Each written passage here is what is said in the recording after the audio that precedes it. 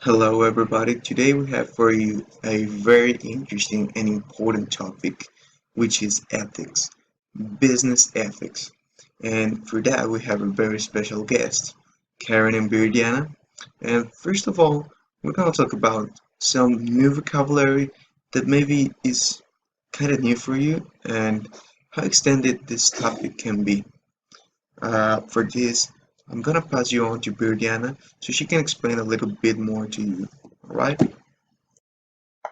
As we know, ethics examines principles and moral or ethical problems that arise in a business environment. It applies to all aspects in a business conduct and is relevant to the conduct of individuals and entire organizations.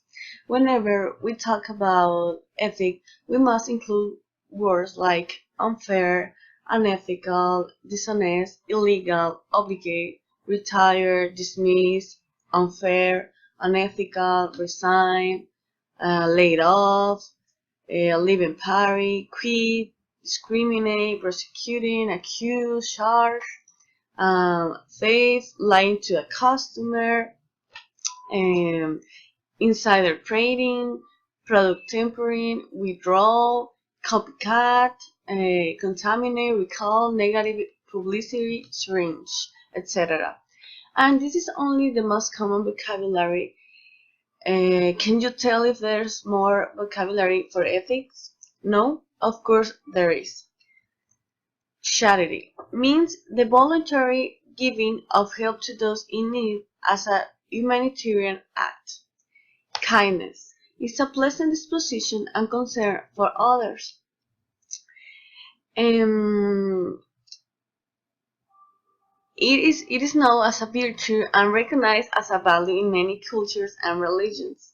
Decent can be taken as actions between those that are discussed as a proper and those that are improper.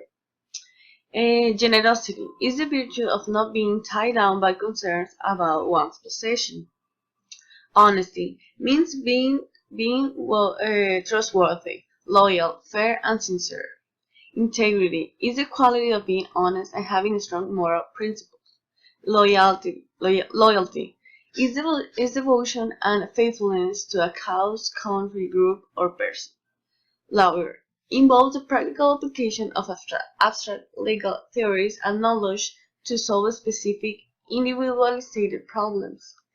Morality is the differentiation of intentions, decisions, and actions between those that are discussed as appropriate or those that are improper.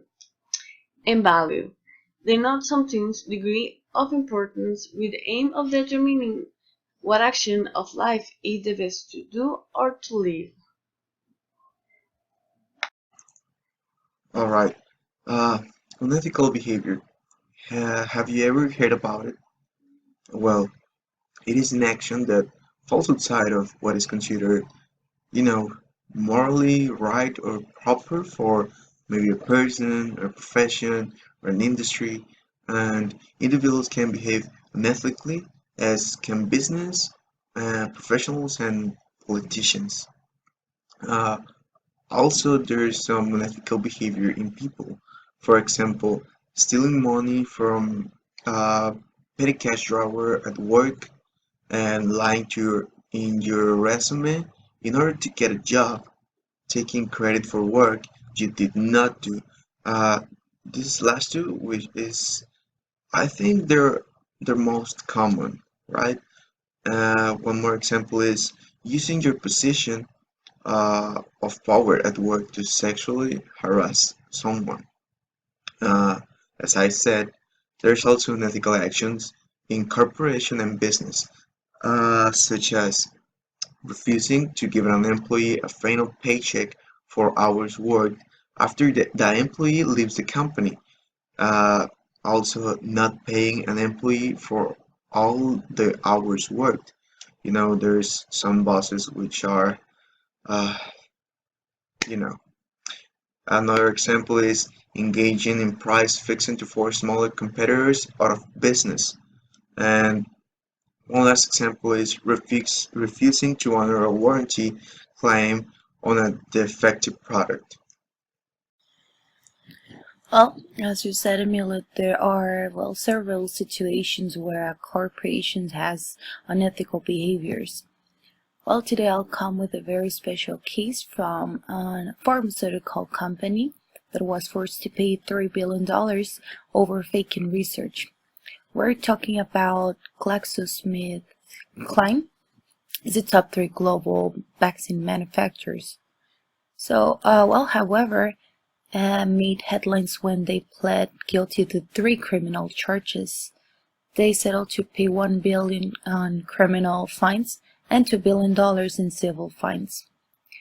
Also, this settlement surpasses the $2.3 billion Pfizer agreed to pay in 2009 for improperly marketing 13 drugs.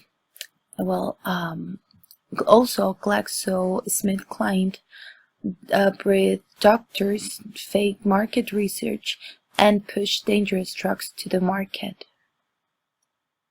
The charges against GSK include marketing the antidepressant Paxil to minors when it's supposed to be approved only for adults.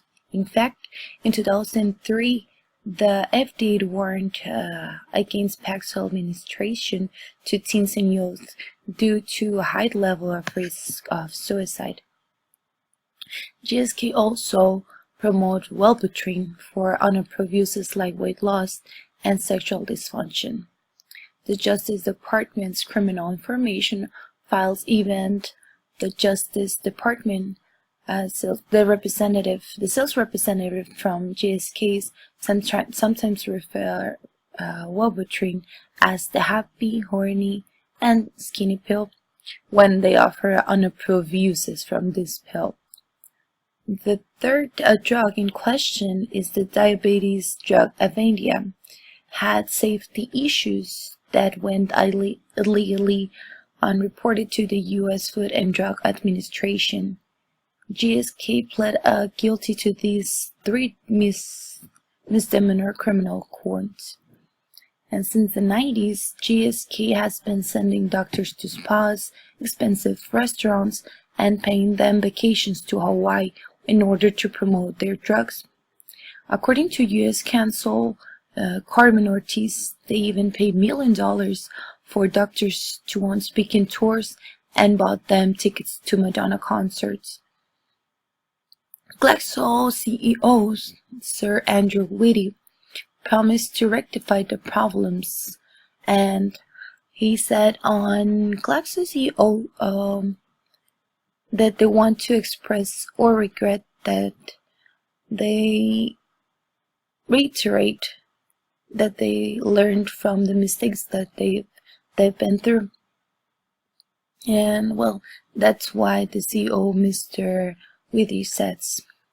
Also, GSK's unprecedented fines, however, might at least help to spread the word to the masses of the indecent behaviors of such companies like GSK's, and maybe even send a warning that not even big farms it's impervious to use to avoid the justice system.